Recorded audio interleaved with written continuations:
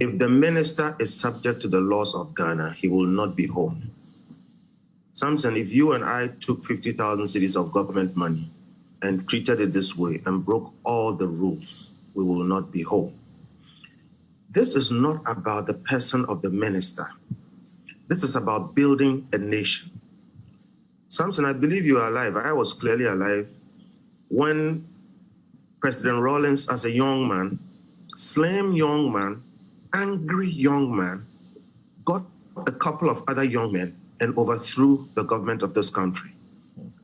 And all he said was that the leaders of this country were ripping it apart.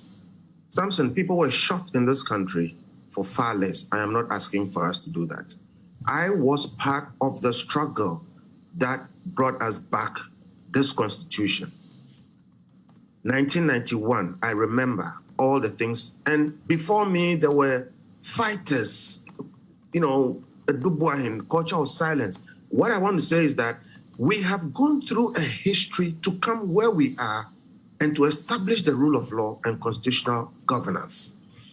But we have, over the past 20-something years, slipped into situations worse than what we used to experience, which is why I made the point that if we can't deal with blatant, open breaches of law, and we clearly are running a country where there are two sets of laws. There are ordinary people's law, and there is powerful people's law. And there are people in jail today for doing far less. If the law, the procurement law, if the establishment of the special prosecutor, and we went through all of this, and this is exactly the reason why we put up all these arguments and went through years of work to establish the special prosecutor.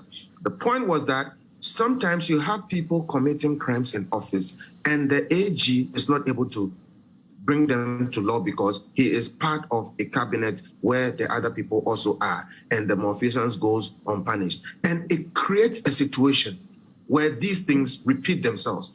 Samson, you remember work we did on Occupy Flagstaff House, work we did establishing Occupy Ghana, work we did with the Auditor General, establishing the rules on surcharge and disallowance, going to court, still trying to tighten this thing. Samson, God has saved this country many times from all kinds of situations, because some of the places that we get to, people don't get there and they end up in civil wars. So I am not saying this is about one person. It is about whether we as a country want to have a country where everybody is subject to the law and we are going to be honest about these things.